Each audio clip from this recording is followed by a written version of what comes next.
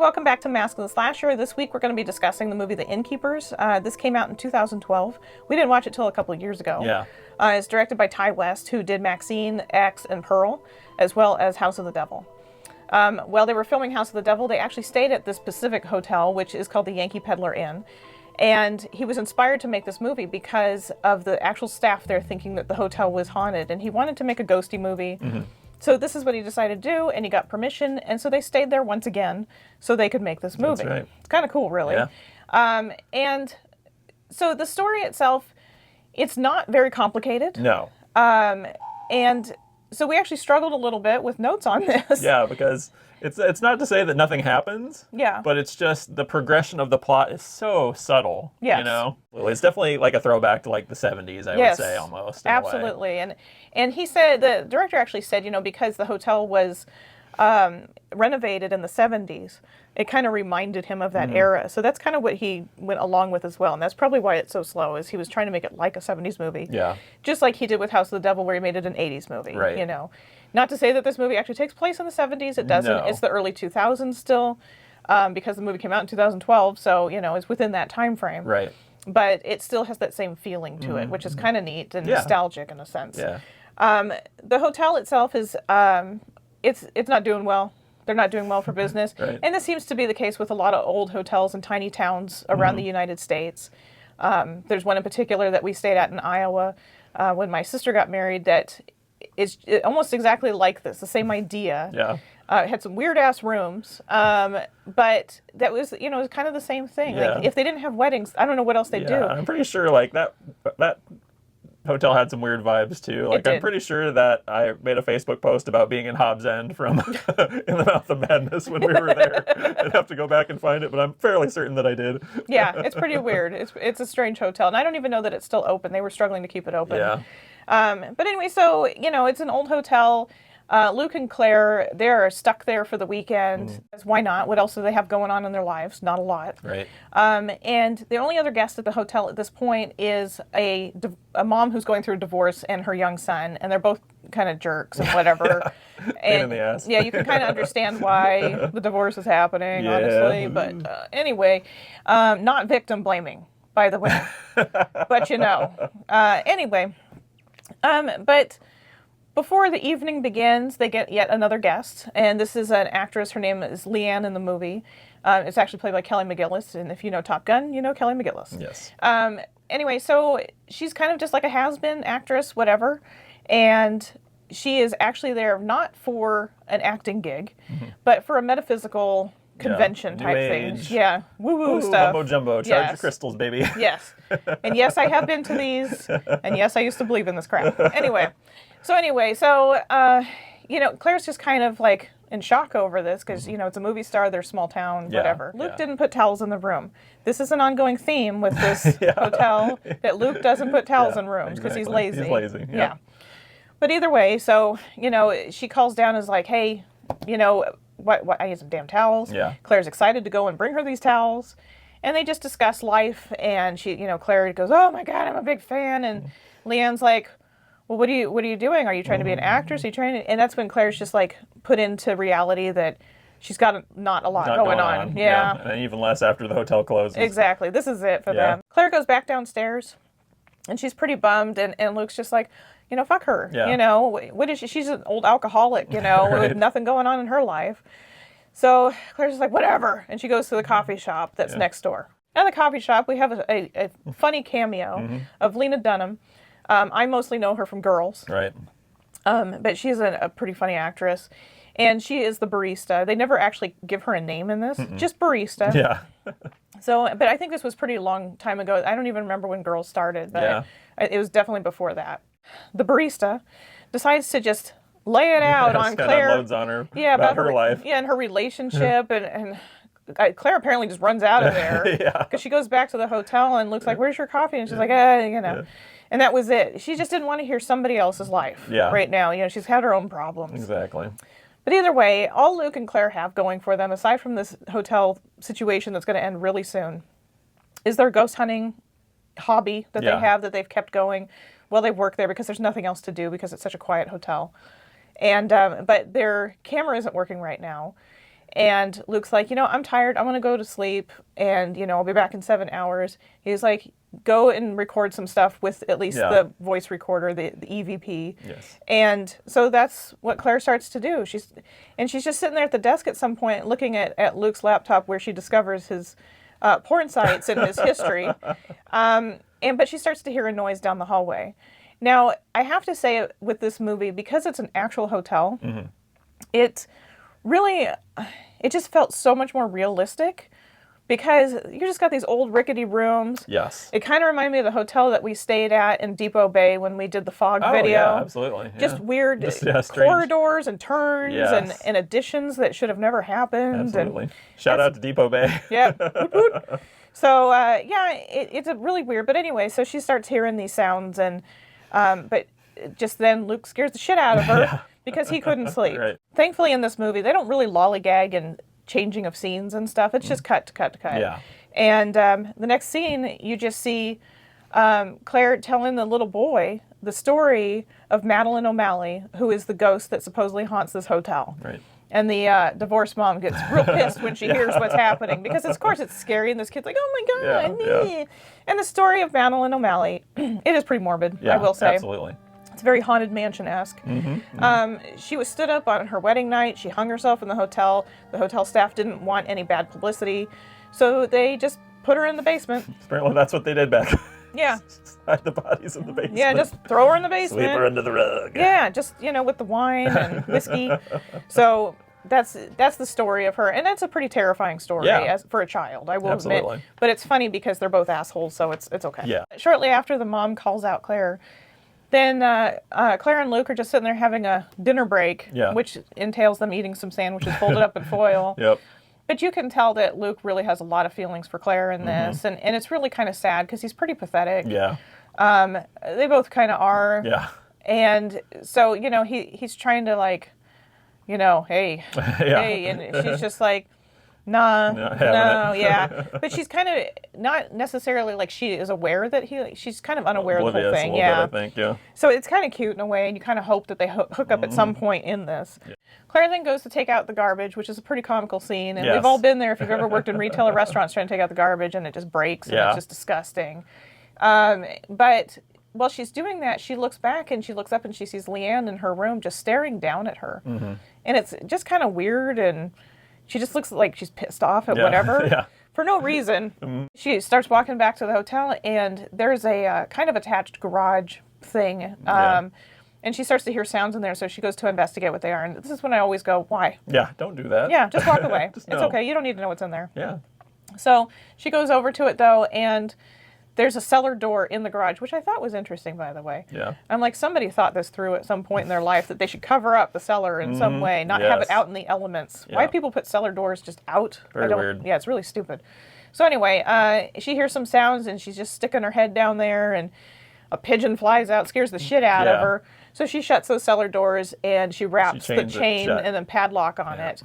And that's rough later. Anyway. Foreshadowing. Yes, exactly. Big foreshadowing. So she goes back inside, and she goes to tell Luke whatever happened, and he just kind of cuts her off, and she's just like, well, whatever, blah, blah, blah, I'm tired, I need to go, I need to go to bed. He said, but I gave you a list of places to go and do some EVP recordings. So, go do that while I'm sleeping. She's like, fine, whatever. So first one was the laundry room, which is pretty funny because nothing's happening in the laundry room, whatever. But the next one is like a ballroom type thing, or dining room.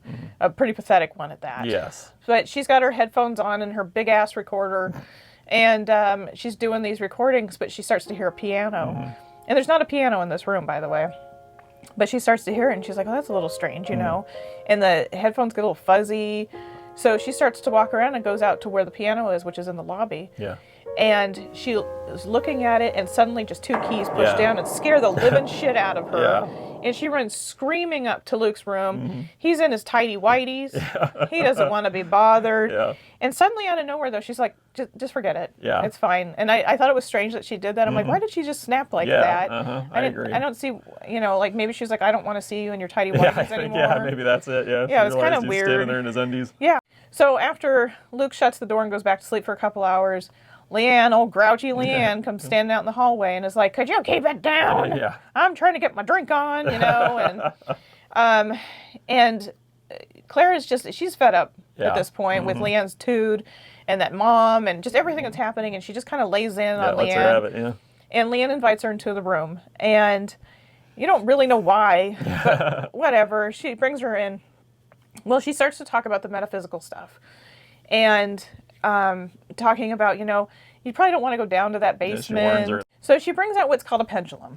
It's this thing. Remember I said I've been to metaphysical shit before? That's what this is.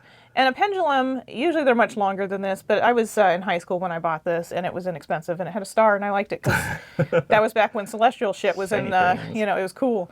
So anyway, a pendulum, it's supposed to be able to answer yes and no questions. That's how I've always learned it. But Leanne was using it more of a psychic thing to where she could read through it as opposed to just basic yes or no questions. She just, reiterates, don't go down in the basement. There was a terrible tragedy. And she says something about 3 men. Yeah. And I'm assuming that was hotel staff. Mm-hmm. That's my guess, the ones that hid the body in the basement. Yeah. That's what I'm thinking. And let's put that thing away. And don't mess around with this kind of stuff, kids. Yeah. Don't call spirits. Don't do things like that. Because although I don't believe in a lot of the metaphysical stuff, I also don't believe in like Ouija boards. Right. Don't do it. Yeah. Too many movies. I've watched too many movies. That's it. So anyway, so that was kind of the end of it. They both walk down to the basement and go into that. Well, there's a different set of stairs that go down in the basement that aren't where Claire had closed the doors earlier. Right. Yeah, there's stairs inside the hotel as well. Yeah. So they go down there, and it's dark and creepy and shitty, and they freak themselves out and run back out of the basement. Yeah. And it was a lot. Yeah. Claire's like, you know what? I'm done for the night. And I don't even think Luke was back yet at that point. I think she put a sign up saying, no, I'm going to bed. Yeah. And who cares at this point? Right. So she goes up to go take a shower. Of course, there's no towels. Right. Because Luke didn't put towels out. The poor girl's freezing to death. But anyway, so she gets in bed, and she's having a hard time sleeping.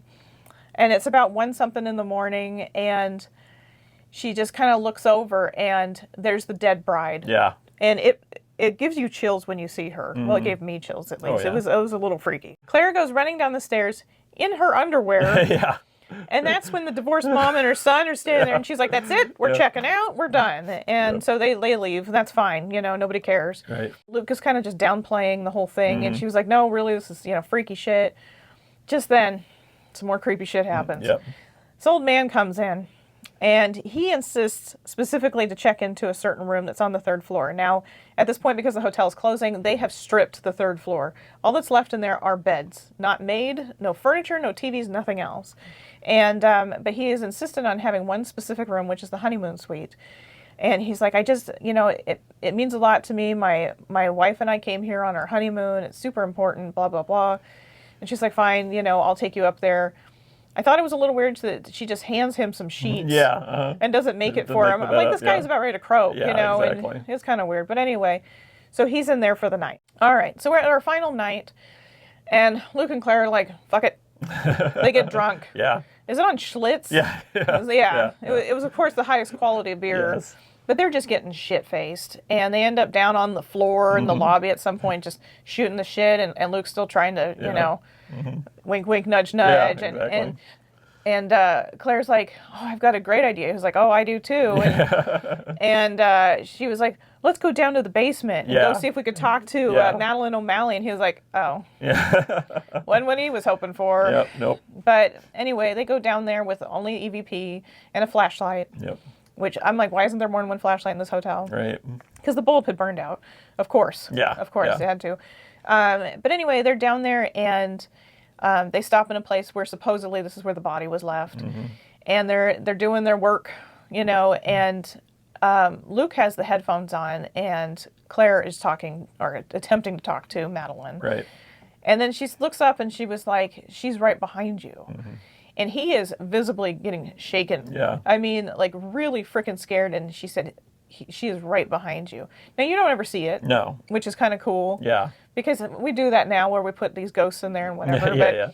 it was not the case, but he just flips out. Yep, totally loses it. He does. Runs upstairs. And it's so funny because this man who's so passive about everything and just downplays everything, complete chicken shit. Yep, exactly. So he goes running upstairs, up to the lobby. He's like, "That's it, I'm leaving." And she was like, "No, don't leave." And she said, "We were about ready to talk to her. And what about your experiences?" And he now discloses that despite him saying earlier he had experiences with her, he never had. Making everything up. Yeah, which is pretty funny because it kind of rings true for a lot of the ghost hunting stuff that really blew up around that time frame.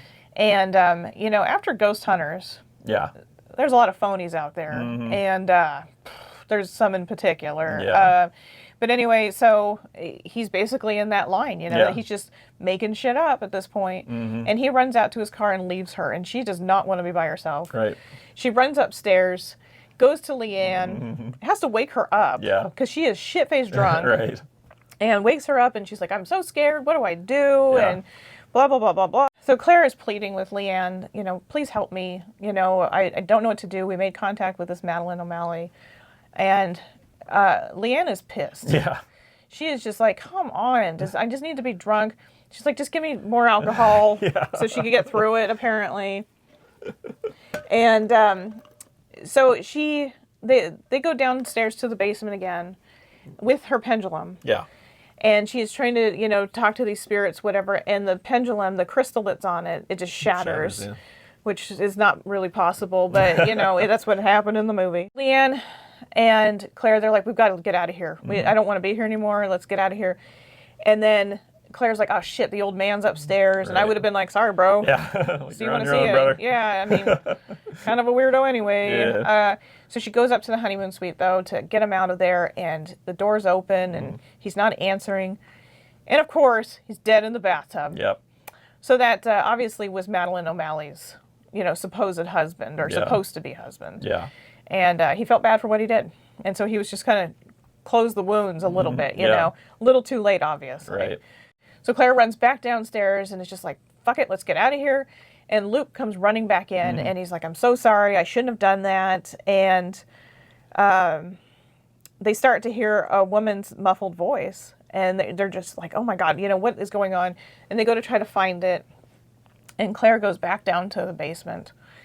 And it's just like a dark corridors. It's creepy as shit. Oh, yeah. Never want to go down there for any reason in any way, except if there was a storm, But she goes back down there, and she ends up at a dead end, and there's somebody banging on the door, and she's trying to just get away because the old man keeps showing up. Yeah, even though he's dead now. Yeah, he's showing up. Is he naked in this, too? I think so, yeah. I can see his old man wang, Yep. Anyway, and so I guess we should also mention she has asthma. Yes. She has asthma, and it's like a constant. She has her little inhaler thing. So this is putting a lot of stress on her little lungs. Yes. And she ends up trapped down there because she had closed those storm doors and chained them, and she thought she'd be able to get out, and that was it. And she ends up dying down there, unfortunately. They kind of just go to a next scene, which they just called the epilogue, which I thought was clever. It was something different to, not just, the next day, You see Luke out in the parking lot just giving his statement to the police and just kind of bewildered by it because, of course, he's heartbroken. Yeah. Because he really liked Claire. He really, he'd even confessed to her, I really like you. He never said, let's go and date, He was too much of a chicken. But, it's sad that this is what has happened. So that's essentially where it ends. Leanne goes with the police to go and give her statement. And then that's it. Yeah. That's the end of it. It is Ghost Stories 101. Absolutely. Which I think is good. I think this is another good gateway horror. Oh, yeah. Because there's nothing gross really in it or anything like that. It's just good, basic ghost story. Yes. And I think that we need those still. We still need to have those staples. And Luke and Claire are just the everyday American 20-somethings who are just lost and don't know what to do. They were both dropouts from college, just have no direction. Right. Yeah, I mean, I like this movie a lot. Kind of what I talked about with We Are Still Here is that this is another one of those movies that does a lot with a little. As far as the story is very simple. You have a very small cast, obviously a smaller budget as well.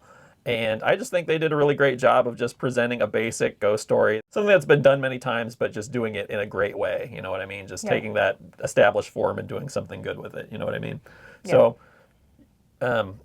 So yeah, I think this is definitely. I think you're absolutely right that this is a great gateway horror movie for somebody that doesn't want the gore, doesn't want all all that flying body parts being thrown in their face or whatever. Somebody that just wants a good scary ghost story. It's a little bit of a slow burn, as we said, but still, I think this would be a good one for somebody that's trying to get into that stuff, or that it just only enjoys the more supernatural things as opposed to like a slasher movie or what have you. I can see why some people might not like this movie because not a lot does happen in it. And a lot of people have a problem with that nowadays where they're like, what about this? What about that? But I think back in 2012, we weren't at that point yet. Exactly. Where we had, Midsummer and big thinkers, out or, there. Or, always just needed instant gratification on everything. Yeah. You know what I mean? So. And I like the fact, like I said, that it was a real place.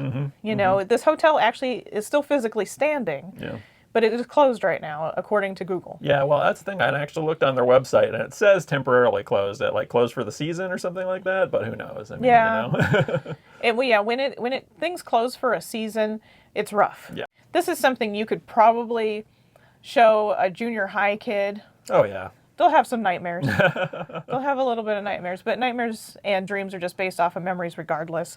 So it's not like, I had nightmares that night, but it had nothing to do with the movie. There you go. It's just how I roll. I like having nightmares apparently all fucking night. But anyway, so yeah, let me know what you guys think of this movie because, like I said, I can understand this time why people wouldn't necessarily dig this movie. Sure, absolutely. And why it didn't get some big critical acclaim of anything. It was just, it's just there. Yeah. It's just there. It's just there for people to find. Yeah, it's a movie that exists. Yeah, that's a great quote that Josh likes using, But anyway, so yeah, I think that's it for this one. We're going to be back next week as always. Yeah, yes. And please like and subscribe and do all those fun things like everybody tells you to do. Yeah. And if there is a movie that you guys want us to cover, we're just going with what we want to cover. Exactly. But if there's something in particular you want us to watch and cover, just let us know because we will be more than happy to do it. We just don't do people's personal movies. Yeah. I have been approached for that, and I won't do that because I don't think it's fair for people who can't see it. Yeah. It needs to be something that's, widely available. Readily available for everybody to watch if they so choose. Absolutely. Yeah. So, anyway, that's it. Yeah. All right. We'll see you next week. Bye.